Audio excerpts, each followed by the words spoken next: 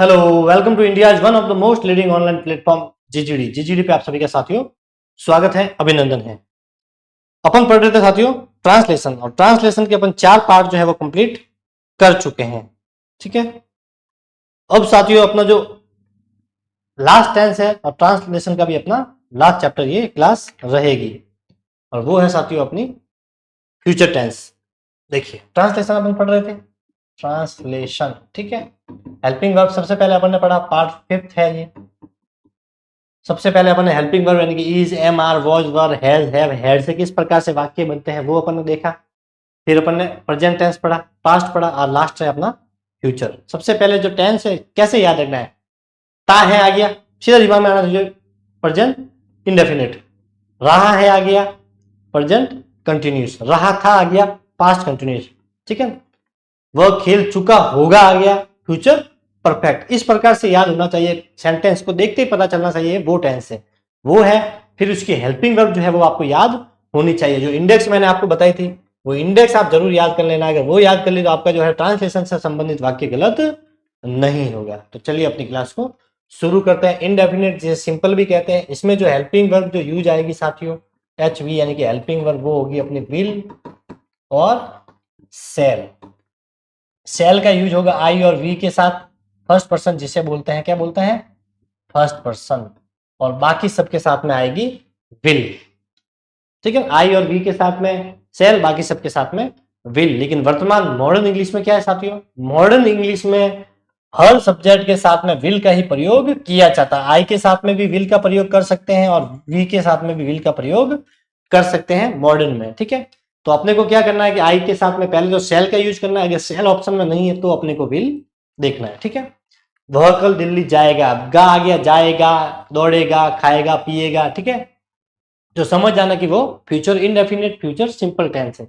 वही सबसे पहले सब्जेक्ट वह, ये हो गया अपना सब्जेक्ट, वह कल दिल्ली। अब हेल्पिंग वर्ब कौन सी आएगी इसमें, सॉरी मेन वर्ब भी बता देता हूँ, इसमें जो मेन वर्ब आएगी वो वर्ब की फर्स्ट फॉर्म आएगी, तो ये याद होना जरूरी है।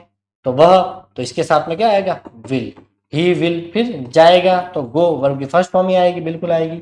ही विल गो, कहाँ जाएगा, जाएगा के बाद दिल्ली जाएगा, तो ये हो गया अपना दिल्ली। कब जाएगा, कल जाएगा, तो ये हो गया अपना टुमारो। क्या हो गया, tomorrow. He will go to Delhi tomorrow, बिल्कुल आ गया। पीछे से सॉल्व करोगे तो हो जाएगा। हम कल मूवी देखने जाएंगे, कला की जगह कल कर देना। ठीक है, हम कल मूवी देखने जाएंगे। तो ये सब्जेक्ट हो गया। अब वी है तो यहाँ पे फिर विल नहीं, तुमको सेल करना है। वैसे अगर विल भी कर दोगे तो भी ये सही है। तो वी सेल जाएंगे, वी सेल गो, बिल्कुल जाएंगे। फिर देखने तो टू सी, क्या देखने, मूवी। कब जाएंगे, कल, तो टुमारो। हो गया ये complete. We shall go to see movie tomorrow, हो गया। क्या वह कल दिल्ली जाएगा, क्या आ गया, यस नो से आंसर आ गया, तो हेल्पिंग वर्ब से कल वह दिल्ली जाएगा मतलब हाँ जाएगा, नहीं जाएगा, यस नो में आ रहा है तो हेल्पिंग वर्ब से बनेगा। और पीछे देखिए जाएगा आ गया मतलब फ्यूचर इंडेफिनिट से बनेगा। फ्यूचर इंडेफिनिट में हेल्पिंग वर्ब कौन सी यूज होती है, विल और सेल। तो देखिए वह है तो सेल ही लिख दीजिए। अब ही है तो इसके अकॉर्डिंग यहाँ पे क्या आएगा, विल आएगा। इंट्रोगेटिव है इसलिए हेल्पिंग वर्ब स्टार्ट में आएगी। Will he go to Delhi tomorrow, क्या वह कल दिल्ली जाएगा। तो ये हो गया अपना वाक्य। सबसे पहले ये ध्यान रखना कि इंट्रोगेटिव में अपने को जो हेल्पिंग वर्ब है वो स्टार्टिंग में यूज करनी है। Will he go to Delhi tomorrow. ठीक है, अब देखिए हम मूवी देखने नहीं जाएंगे, तो इसमें देखिए हम सब्जेक्ट, तो ये हो गया अपना we shall, we shall not go, we shall not go to watch. ठीक है, वी शैल नॉट, फिर जाएंगे तो गो। ठीक है, फिर क्या देखने तो वॉच, क्या मूवी। कब, तो कल, tomorrow. We shall not go to watch movie tomorrow. ठीक है, टू सी भी कर सकते हैं यहाँ पर, वॉच की जगह पे सी भी करोगे तो भी सही है। ठीक है ना, वी शैल नॉट। अब इसमें ध्यान ये रखना है कि इंट्रोगेटिव वाक्य है, इसीलिए अपन ने जो हेल्पिंग वर्ब है वो स्टार्टिंग में यूज की है। अगर नेगेटिव आ जाए तो ध्यान रखना ये कहां पर आएगी, ये जो नॉट है ये फिर आएगा अपना helping verb H V plus M V यानी कि मेन वर्ब, इन दोनों के बीच में यहां पर अपने को नॉट का यूज करना है। क्या आ जाएगा? नॉट। तो हेल्पिंग वर्ब और मेन वर्ब के बीच में नॉट लगाना है। अगर नेगेटिव है तो नॉट कहां पे आएगा? हेल्पिंग वर्ब और मेन वर्ब के बीच में। ठीक है, समझ में आ गया? फिर चलते हैं आगे। फ्यूचर कंटिन्यूअस, ये यू है यहां पर साथियों। ठीक है, कंटिन्यूअस, इसकी पहचान क्या होती है? रहा होगा, रही होगी, खेल रहे होंगे, दौड़ रहे होंगे। रहा है तो प्रेजेंट हो जाएगा, रहा था तो पास्ट कंटिन्यूस हो जाएगा, अब रहा होगा तो फ्यूचर कंटिन्यूस हो जाएगा। ठीक है, हम पिकनिक पर नहीं जा रहे होंगे। ठीक है, होंगे। तो इसकी क्या होती है? Helping verb. इसको कैसे पहचानना है? तो इसमें हेल्पिंग वर्ब आएगी साथियों विल बी और सेल बी। आई और वी के साथ में सेल, बाकी सबके साथ में विल। इसमें जो मेन वर्ब आएगी, कंटिन्यूस है तो अपने को पता आईएनजी वाली वर्ब आएगी, तो वर्ब की फर्स्ट फॉर्म के साथ में आईएनजी आएगा, क्योंकि कंटिन्यूस में हमेशा वर्ब की फर्स्ट फॉर्म के साथ आईएनजी का प्रयोग होता है, चाहे वो प्रेजेंट कंटिन्यूस है, फ्यूचर कंटिन्यूस है या पास्ट कंटिन्यूस, सब में आईएनजी लगेगा। इसी तरह से अगर परफेक्ट टेंस है, चाहे वो प्रेजेंट परफेक्ट है, पास्ट परफेक्ट है या फ्यूचर परफेक्ट है, उसमें हमेशा वर्ब की थर्ड फॉर्म का यूज किया जाता है। तो पहचान याद रखनी है, रहा होगा सब। ये मान लीजिए वही सेंटेंस आ जाए, वह अखबार पढ़ रहा होगा, तो देखते ही पता चलना चाहिए कि ये फ्यूचर कंटिन्यूस है। तो आपको कैसे पहचान? ऑप्शन ऑप्शन दो ऑप्शन तो आपको वैसे बाहर निकल जाएंगे, क्योंकि इसकी पहचान क्या होती है? तो ही, वह, तो ही आ जाएगा, और वी के साथ में विल भी लगता है, और इसके साथ में वर्ब की फर्स्ट फॉर्म के साथ तो देखिए पढ़ना है तो रीड आ जाएगा, और रीड के पीछे क्या लग जाएगा? आईएनजी। तो आपको सिर्फ ऑप्शन में ढूंढना है कि विल भी कहाँ लिखा हुआ, उसके पीछे कौन सी वर्ब के पीछे आईएनजी कहाँ लिखा हुआ, तो विल भी आईएनजी वाली वर्ब ढूंढते ही पता चल जाएगा कि ये ऑप्शन अपना सही है। समझ में आ गया कि आपको पता है कि ये कंटिन्यूस का वाक्य है, तो इसकी पहचान अपने को पता है कि इसमें विल बी सेल बी का यूज होता है, तो ही सिंगुलर, ही के साथ में विल आता है, सेल नहीं आता है, तो ही विल बी, और रीडिंग आईएनजी वाली वर्ब। तो देख के ऑप्शन अपने को पता चल जाएगा। देखिए सब्जेक्ट ही, फिर देखिए विल बी या सेल बी, तो इसमें विल बी आएगा। वैसे सबके साथ में ही विल बी यूज कर देना है, सेल बी का यूज आई और वी के साथ में होता है, लेकिन मॉडर्न इंग्लिश में जो है सबके साथ आई और वी के साथ में भी अपन विल का यूज कर सकते हैं। ठीक है, ही विल बी, पढ़ना, पढ़ने को क्या बोलते हैं? रीड। इसके पीछे लगा दीजिए ING, reading. He will be reading newspaper, newspaper, he will be reading newspaper. हो गया यहां तक? ठीक है, हम पिकनिक पर नहीं जा रहे होंगे, तो हम सबसे पहले सब्जेक्ट वी के साथ सेल, सेल की जगह विल भी कर सकते हैं, we shall not be going to the picnic, we shall not be going to the picnic। अब वी के अकॉर्डिंग अपन ने यहाँ पे देखिए shall बी कर दिया, अब नॉट है तो उस पहले वाले में तो अपन ने किया कि हेल्पिंग वर्ब और मेन वर्ब के बीच में नॉट लगाया, लेकिन अगर कंटिन्यू आ जाए तो वहां पे ध्यान रखना है, ये जो विल बी है, ये जो शैल बी है, इन दोनों के बीच में यहाँ पर अपने को नॉट लगाना है अगर नेगेटिव वाक्य है तो। फ्यूचर इनडेफिनेट में तो मेन वर्ब और हेल्पिंग वर्ब के बीच में आएगा, कंटिन्यूस पढ़ोगे तो विल और शैल के बीच में जो बी लिखा हुआ, इन दोनों के बीच में नॉट लगाना। इसी तरह परफेक्ट देखोगे तो विल हैव होता है, उसकी पहचान क्या होता है? विल हैव, शैल हैव, तो हैव और विल के बीच में नॉट आ जाएगा, ये ध्यान रखना। अब यहाँ पे अगर विल बी के बाद में ये मेन वर्ब हो गई एम वी, और ये है अपनी हेल्पिंग वर्ब, इन दोनों के बीच में यहां पर अगर नॉट लगा दिया तो ये सेंटेंस गलत हो जाएगा, ये ध्यान रखना है। ठीक है, तो क्या हो जाएगा? We shall not go to the picnic, we shall not be going to the picnic. अब देखिए क्या वे क्रिकेट खेल रहे? यस नो में आंसर मिल रहा है, इंट्रोगेटिव है तो हेल्पिंग वर्ब पहले आ जाएगी, विल दे। अब दे के अकॉर्डिंग अपन ने पहले हेल्पिंग वर्ब विल दे, फिर बी खेलना, play, will they B play. ठीक है, तब खेलना हो गया, खेल के बाद में football, will they be playing football. क्या हो जाएगा? Will they be playing football, will they be playing football. तो देखिए इसके अकॉर्डिंग ये आ गया विल, और फिर यहाँ पे बी। अब इंट्रोगेटिव में भी ध्यान रखना है, क्या ध्यान रखना है कि पहले अपने को पता है हेल्पिंग वर्ब आएगी, लेकिन अगर यहाँ पे आपने स्टार्टिंग में ही विल बी लिख दिया या शैल बी लिख दिया तो वो सेंटेंस गलत हो जाएगा। तो अपने को क्या करना है कि विल बी जो शैल बी जो है इन दोनों के बीच में यहाँ पर अपने को सब्जेक्ट लगाना है। विल यहाँ पर, बी यहाँ पर, इन दोनों के बीच में। तो नेगेटिव में क्या करना है, विल बी शैल बी, जैसे इन दोनों के बीच में अपन ने नॉट लगाया है उसी तरह से इंट्रोगेटिव में हेल्पिंग वर्ब आगे आ जाएगी। लेकिन विल बी और शैल बी दोनों साथ में नहीं लिखते, उन दोनों के बीच में अपने को वहां पर सब्जेक्ट लगाना है। कौन सा भी टेंस हो ये ध्यान रखना, सब में ये नियम लागू होगा। अगर हेल्पिंग वर्ब एक से ज्यादा अक्षर वाली है, जैसे सिर्फ विल बी और शैल बी होता, सिर्फ विल, जैसे फ्यूचर सिंपल में क्या था, हेल्पिंग वर्ब विल और शैल थी, तो वहां पे तो कोई दिक्कत नहीं थी, विल लिख दिया फिर सीधा सब्जेक्ट लिख दिया। लेकिन अगर ऐसी हेल्पिंग वर्ब है जिसमें एक से ज्यादा वर्ड, जैसे देखिए इसमें विल भी है, इसके बाद में पढ़ेंगे उसमें विल हैव होगा, शैल हैव होगा, इसके बाद में उसके बाद में और पढ़ेंगे फ्यूचर परफेक्ट कंटिन्यूअस, उसमें क्या होगा, will have been, shall have been. तो ये 2 या 3 अक्षर वाली जो हेल्पिंग वर्ब होती है उसमें जो नॉट आता है वो हमेशा इन दोनों के बीच में आता है, और सब्जेक्ट भी दोनों के बीच में आता है इंट्रोगेटिव के अंदर, ठीक है। वह गाना गा रही होगी, तो लड़की है तो सी विल बी, गाना को क्या बोलते हैं, सिंग, SING, सिंग, और सिंग के पीछे ING क्योंकि कंटिन्यूस है, सिंगिंग गाना, तो गाने को बोलते हैं अ सॉन्ग, ठीक है।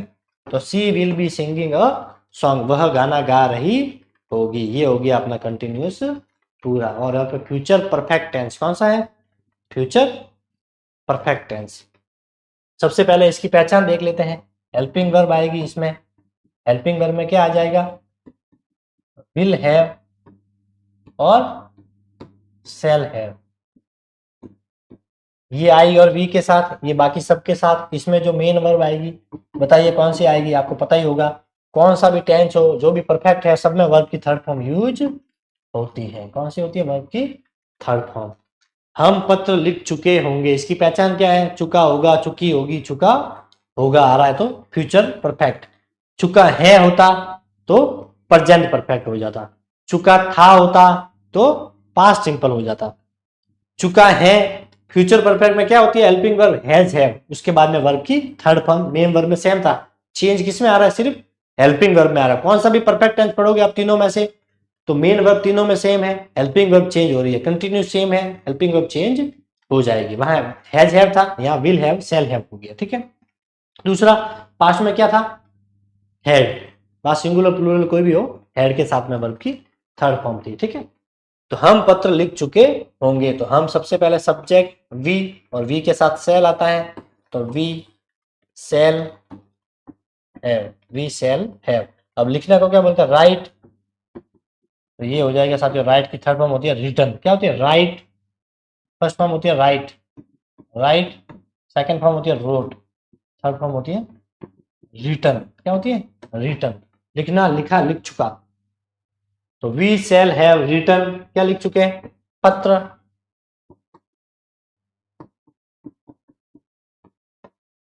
We shall have written the letter, तो बिल्कुल इजी है, वी ये है इसलिए शैल हैव लगा दिया। लिखना है तो राइट और थर्ड फॉर्म लगाना पड़ेगा क्योंकि परफेक्ट है, तो रिटर्न, क्या लिख रहे हैं, तो पत्र, तो द लेटर। क्या परीक्षा समाप्त हो चुकी होगी, क्या हो, यस नो में आंसर हेल्पिंग वर्ब से बनेगा, परीक्षा है तो द एग्जाम। अब एग्जाम हमेशा एग्जाम के हिसाब से तो आई और वी के साथ सेल लगता है, और एग्जाम सब्जेक्ट दे रखा है तो बाकी कोई भी सब्जेक्ट हो अपने को विल लगाना है, तो will the subject have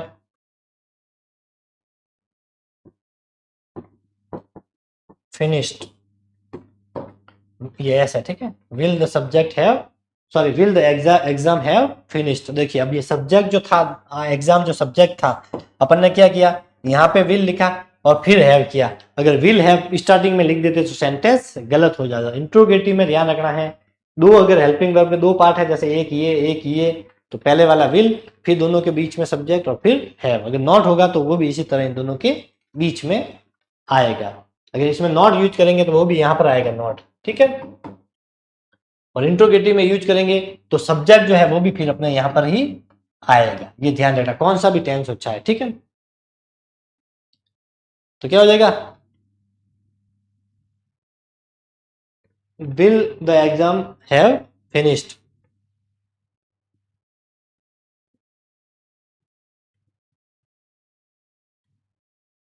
will the exam have finished. देखिए मैं अपना काम कर चुका हूंगा, ठीक है। तो आई के साथ में शैल, आई शैल हैव, पूरा करना, complete, I shall have completed अपना काम, तो माई वर्क, ठीक है। I shall have completed my work, completed की जगह पे फिनिश्ड भी कर सकते हैं, ठीक है। दोनों में से कोई भी एक देखने को मिलेगा। अब आई के अकॉर्डिंग अपन ने ये हेल्पिंग वर्ब लगा दी, तो कार्य कंप्लीट करना, कंप्लीट की थर्ड फॉर्म लगानी है, कंप्लीटेड क्या करना है, अपना काम है, तो अपना काम है तो यहाँ पर माई वर्क, तो I shall have completed my work, I shall have finished my work.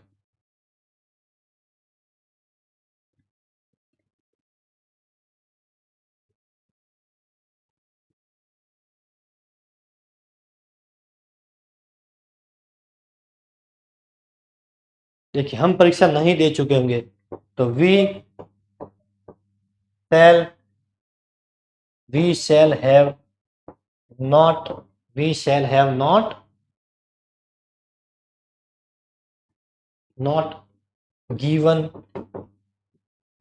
The exam, examination कर सकते हैं, एग्जाम कर सकते हैं, एक ही बात है। देखिए हम परीक्षा नहीं दे चुके होंगे, तो we shall have not given the examination, ये सब्जेक्ट था, इसके अकॉर्डिंग अपन ने यहाँ पे विल हैव, अगर इस विल हैव की जगह पे शैल हैव करोगे तो भी सही है, इसे प्राथमिकता देनी है, लेकिन ये नहीं हो तो यहाँ पे ध्यान रखना, ये सब्जेक्ट इन दोनों के बीच में आएगा, लेकिन नॉट इन दोनों के बीच में नहीं आएगा, ये नॉट इसके बाद में ही आएगा, वी शैल हैव नॉट, ठीक है। कहीं कहीं पे बीच में आएगा, लेकिन ये आप ध्यान रखना कि नॉट सब्जेक्ट जो आएगा वो तो इन दोनों के बीच में आएगा सब्जेक्ट, और नॉट जो आएगा वो कहाँ पे आएगा, हेल्पिंग वर्ब और मेन वर्ब के बीच में ही नॉट आएगा, जो सबसे पहले मैंने आपको बताएगा। तो नॉट के लिए ये फॉर्मूला याद रखना है कि नॉट जो है वो हेल्पिंग वर्ब और मेन वर्ब के बीच में आता है, और सब्जेक्ट अगर इंट्रोगेटिव कर रहे हो तो वो विल और हैव के बीच में आएगा। ये किस में लागू होगा, ये सिर्फ इंट्रोगेटिव के लिए है, ठीक है। अफर्मेटिव वाक्यों में ये काम नहीं करेगा। जब स्टार्टिंग में अगर आप लगा रहे हो जो इंट्रोगेटिव प्रश्नवाचक वाले वाक्य, तो वहां पे देखिए ये विल, ये हैव, इन दोनों के बीच में सब्जेक्ट आएगा। मतलब नॉर्मली करोगे जैसे ये है, तो यहाँ पे तो सब्जेक्ट के बाद में ही ये शैल हैव, विल हैव आएगा, ठीक है। तो यहाँ पे मैंने नॉट बताया था, वो एक बार आप स्किप कर लेना, उसको काट लेना, क्योंकि हेल्पिंग वर्ब दो है उनके बीच में आता है, लेकिन ध्यान रखना अपने को हेल्पिंग वर्ब और मेन वर्ब के बीच में ही नॉट का यूज करना है। चले आगे।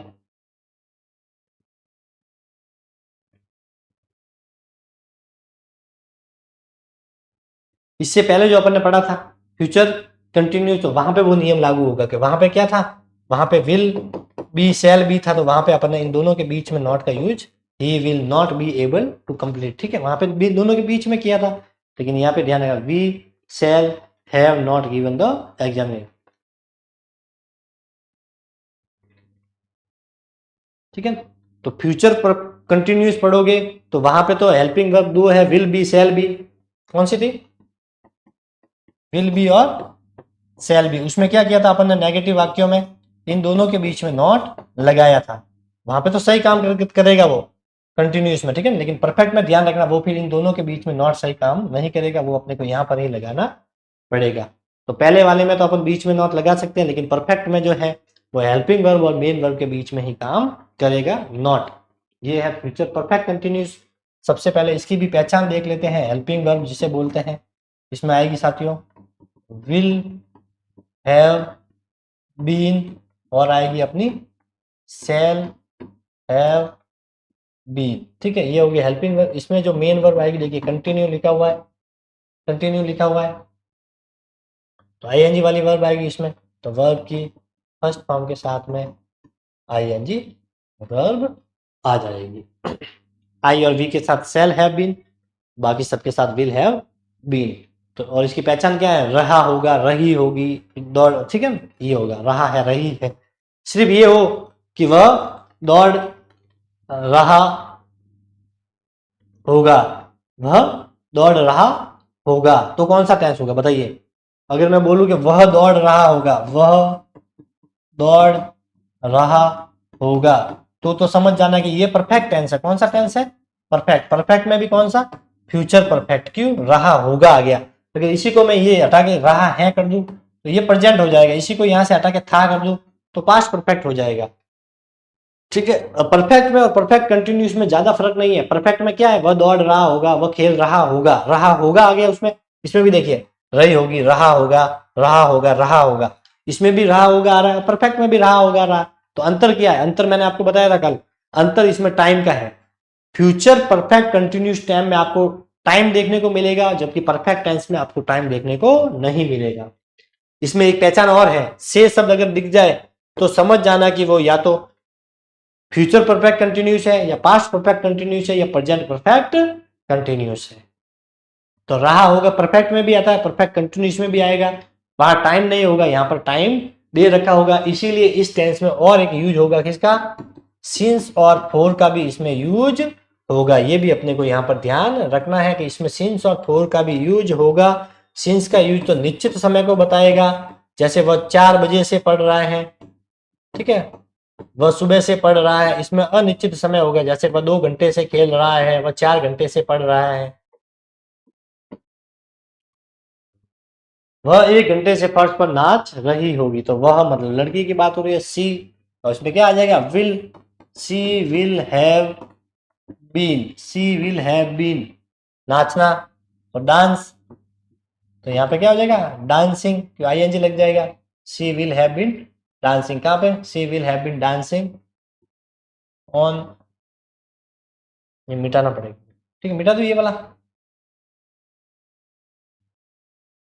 ऑन द,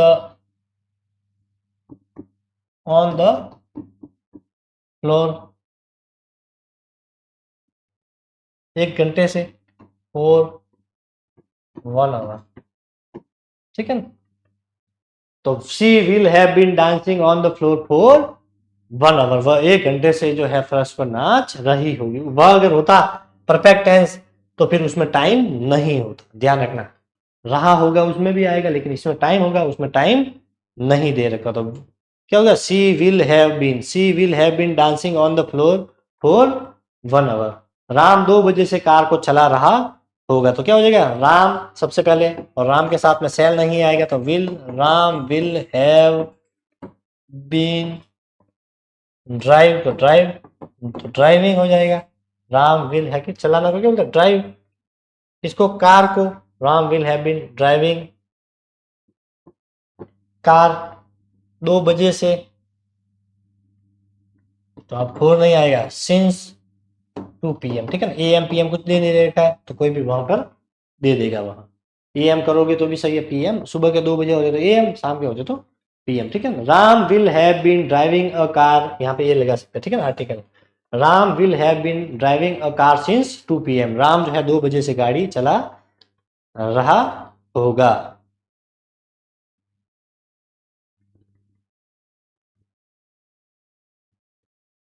वह सुबह से नहीं पढ़ रहा होगा, तो वह लड़के की बात है, तो ही बिल्कुल विल आएगा।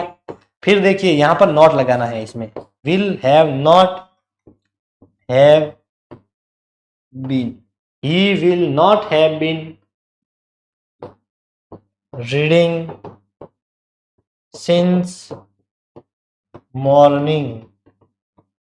देखिए अब इसमें नॉट कहां पे आया, तो विल हैव बीन जो है उसको लिखने से पहले इन बीच में विल और शैल के बाद में अपने को नॉट लगाना है। तो ध्यान ये रखना है, फ्यूचर सिंपल में तो कोई दिक्कत ही नहीं है, विल के बाद में नॉट लगा दो, क्योंकि उसमें तो हेल्पिंग वर्ब एक ही शब्द की है, एक शब्द की हेल्पिंग वर्ब में तो कोई दिक्कत ही नहीं है, वो लिख के उसके बाद नॉट लिखना है।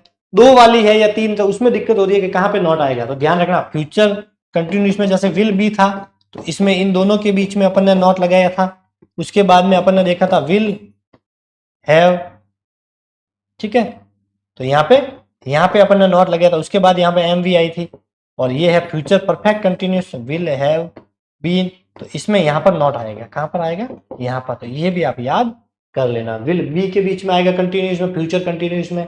उसी तरह परफेक्ट है तो विल हैव के बीच में नहीं आकर विल हैव नॉट, फिर मेन वर्ब आएगी, और यहाँ पर विल और सेल के बाद में नॉट आएगी, फिर हैव बीन। यहाँ पे विल के साथ में सेल भी लिख सकते हैं, मैंने नहीं लिखा क्योंकि मॉडर्न इंग्लिश में सबके साथ में ही विल का प्रयोग होता है। समझ में आ गया, नॉट कहाँ पे लगाना है, नॉट कहाँ लगाना है वो इंपॉर्टेंट है।